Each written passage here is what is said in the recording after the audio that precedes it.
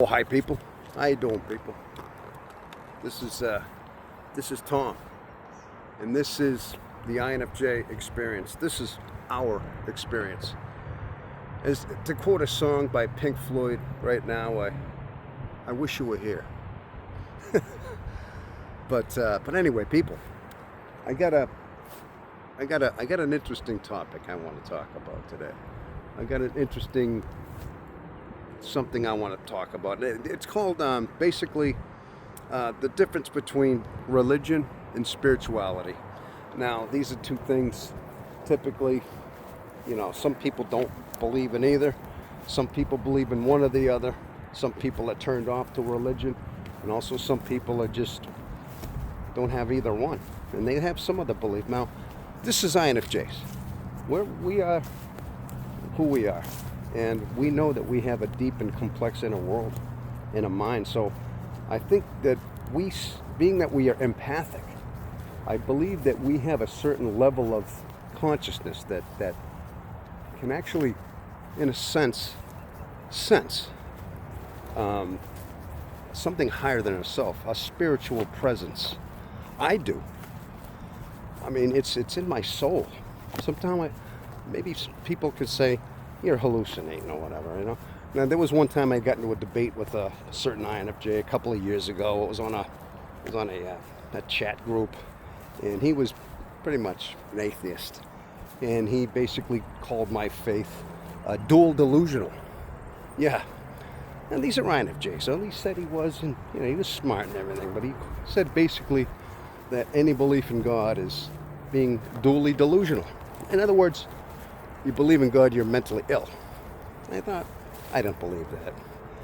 Now, there's a certain consciousness level. I mean, there's got to be something in our heart that says we're not alone. In fact, as INFJs, as spiritual beings, as lonely as we are and as isolated as we are, and how much we introvert into our own mind, into our own psyche, whether or not somebody wants to say we create something, or we manufacture a certain feeling,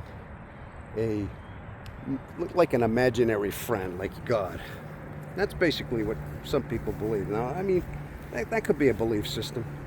It doesn't have to necessarily be, but I got to tell you right now, when I look around at what I'm around here, and I just see beauty, nature for what it is, somehow I don't believe it could have been by accident. It couldn't have just been manufactured or just Big Bang theoried and just kind of formed. I mean, it's possible it came from the Big Bang theory, but there's always a missing formula. There's always a missing equation every time you come up with science things, And there's always Big Bang said that, this a massive explosion started in the center of the universe, and it's still expanding out. I mean, a massive, beyond any kind of fathom we can imagine, of an explosion. How many billion years ago? And it's all spanned out from that. It's circular. It is circular. I can see everything's in spirals. Galaxies are in spirals, and solar systems are circular. Atoms and molecules are all circular and all fairly relative, as if they all spanned out from that original Big Bang. But my question is, what kind of power, magnitude, could have inflicted that? From what other dimension did that power come from? I mean, these are questions. I mean, it could be easily explained. Well, it just happened. That's pretty much what they say. Well, it just did. Well, things don't just happen. I mean, if I crash my car into the side of a wall, it didn't just happen. I mean, I was driving too fast. It didn't steer itself in there. I mean, things don't just happen on their own. Things have to inflict them. Things have to start them.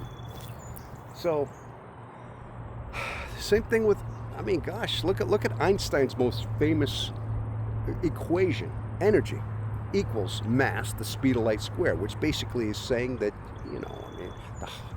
the faster a molecule spins, the more weight it gains, and the more it's unstable it becomes, and things like that. But I mean, the thing is, that energy, where's that energy to propel these atoms to stay in perfect perpetual motion, like a top that never stops spinning?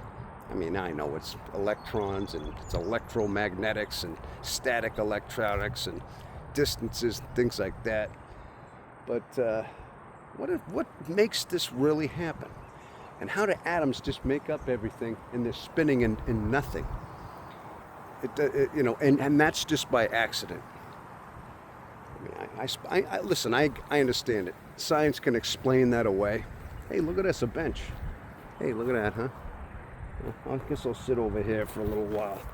So, yeah, so bottom line is, yeah, that's just pretty much what I'm thinking. And so that's where my mind goes sometimes. I think, okay, is that spirituality? Then we can talk about religion. I mean, of course, there's many religions out there in the world. I primarily follow the Christian religion myself. I'm a Catholic. I mean, I'm not really a practicing Catholic, but I do have spirituality. I do believe in heaven, and I have a Savior. I'm not going to get too much into that, but I do have a spiritual side to me. So I'd say the difference between religion and spirituality, I mean, I'd say I'm more of a spiritualist because I don't go to church on Sunday. Right now it's Sunday afternoon, and I'm sitting in the park talking to you right now, talking about physics and science and God and a lot of things. But that's what this is all about, people. That's what this is about here. So I guess fundamentally I'm thinking to myself, I believe that it's not by accident. Now, my consciousness changed, it seems like, in the last few months. I told you I had a certain epiphany. Something happened to me. This is one of the reasons I'm here too. And well, my consciousness seems to have changed. And all I can say is that now that I see my sensing world, where I live, the earth that I'm in, it seems to me as though it's almost like a version of faith takes over in your heart. When you have reached something in your spirit, when you feel like you have been completed in a sense, after you've, went through your hell on earth, your vapid sea. Okay, let's call it that. That's my term for this. After you've crossed the vapid ocean and you have found some kind of peace, your consciousness will change. You become something, you see the world differently.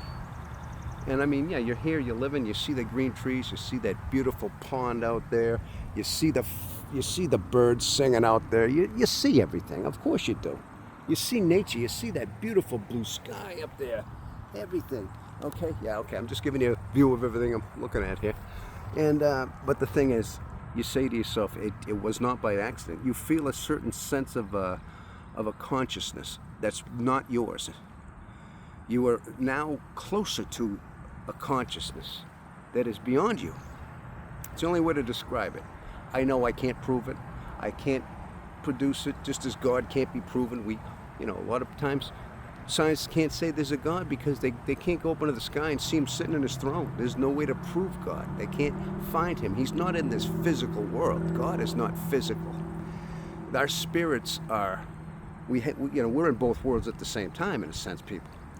We're in this sensing world. We have this animal body. We have flesh. We have bone. We have blood. We have our bodies. We're here. We're on this rock that we call Earth. But also there's that other dimension. Is it part of our introverted intuition? Somewhat. I think a lot of our introverted intuition naturally derives from that other dimension, like that parallel universe that I'm getting deep. People, I'm getting deep. Listen, INFJs like deep conversation. Well, you're going to get one right here. You're going to get that right over here. Okay? You're going to get... So, that's something you got to get used to with me. I get pretty deep. And sometimes I talk a lot. But my point is, we're like in another dimension. We're in we got another foot in a spiritual world, and we got one foot on this physical world. And I'm thinking some of you INFJs know exactly what I'm talking about. Maybe you don't have the same wording I do, but you sense that. Because, as alone as we are, and as vapid as we are, and isolated as we are, something has to be there to kind of fill us. at some point, make us not feel like that, see? And I think that's true not just of INFJs, that's everybody for the most part, but I think it's that spirit. There is a spirituality there. But, oh yeah, my point was between the difference between the two. Religion is more like, I think it's more an extroverted thing. Religion is more about a lot of symbols, and it's about a lot of extroverted stimulation. It's about choirs, it's about church organs, and which isn't a bad thing. It's not a horrible thing. It's a good thing. It's a congregation. Congregate means basically to gather together. And is it more for the extroverted? Maybe, I guess. I mean, not to say introverts aren't religious, but it's more of it focuses more on the tangible world, the visual, the feeling you get from the aura of music and the vibrations and the choirs and the symbols and the crosses and the deities, whatever it may be. So, but spirituality is deeper. That's internal. Spirituality, in my opinion, is an introverted kind of a thing, a practice. In my opinion, this is just Tom talking. I mean, because think about it, spirituality is the fact that you are following a spirit. You are following your internal guide. Your internal compass is leading you internally and individually as well. So we as man, as humans, what you want to say is we're guided by that, and so we tend to feel the spirit deeper in our own soul. And that's what I mean. INFJs naturally, instinctively, being that we are the introverts and loners that we are, I mean, we experience this. In fact, I've spoken to INFJs, and many, like I said, there's been chat groups, and there's been some. I mean, I wouldn't say I talked to hundreds, man. Enough to know that we have the same struggles, and they believe the same thing. Very spiritual people. A lot of you are spiritual in a lot of ways. Of course you are. And something's guiding you. Something is guiding you, and I'm sure you all, each and every one of us, have our own individual relationship with our spirit. So, but here's what I'm going to think. The way I think of it is, God created man. He created us in His image, and not in the image like we're physically. I mean, a lot of people think, okay, yeah, God looks like us. Like he's got a face. He's got hands. He's got our body. It's not a physical image. We are not in the physical image of God. We are in the spiritual and just the understanding of God. In other words, we have the ability to have the mind of God. Not have His mind to think what God has, but actually have the ability to see His creation for what it is. And when you heighten your consciousness, when you look and you hunger and thirst for righteousness, when you hunger for that, you're fulfilled. You are fulfilled. You see basically God's creation for what it is and the magnitude it is and how perfect it is, and realize it couldn't have been by accident. It all goes back to the Big Bang Theory. Something created this, something inflicted that, something of a higher authority did. In fact, we're made in that image, and our reflection is, and our worship to God basically is just acknowledging the beauty, acknowledging the creation, what we have around us. Like right now, just looking at it and kind of thinking to yourself, wow, how unbelievable you did that.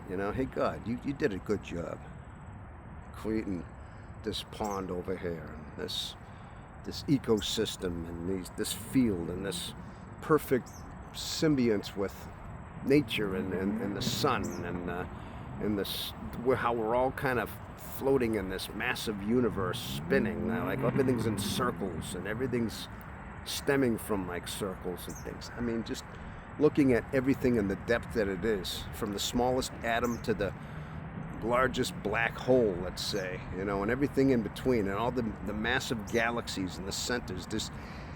Just by seeing the scope of it, you kind of can look at it, and just because it's there, it's just all there, and it's like that's the image of God. Our mind is supposed to be able to see that. God gave us His mind. He created it. He wanted us to acknowledge it. He gave us the ability to see it, to just be in touch with it. Not just live here, not just be part of it, but but to just experience it. But it's up to us to just kind of, even just quietly in our head, just say, wow, God was amazing. That's worship. It's as simple as that, people. That's worship right there. Well, anyway, people, I said a lot again. I just, I've been waiting to say something. This is another segment I wanted to do too, was this one, the difference between religion and spirituality. And this was another segment. But people, I hope you like these. And I want to thank you all for the support I've been getting. And yeah, I'm still new here, but making videos, and we're getting somewhere. I want to tell you, and I want to thank you for your help and your support. And I do have great visions for this channel as things unfold, as things evolve. Let's just say, okay. So anyway, people, I'm going to wrap this one up. But I want to thank you so much for attending and hanging out with me today. Like I said, this is our refuge. This is our home away from home. This is a sanctuary in a sense. I mean, not literally, but I'd like to think that we have a place to go. Okay. You got somewhere. Somebody understands you. You understand them, and you fit in here. Okay. Well, we never usually used to fit in. Okay, people. So thank you again, and I'm going to see you on the next one. Okay. And in the meantime, I want you to enjoy this beautiful pond there on the way out. How do you like that, huh? Okay, people. Thanks again.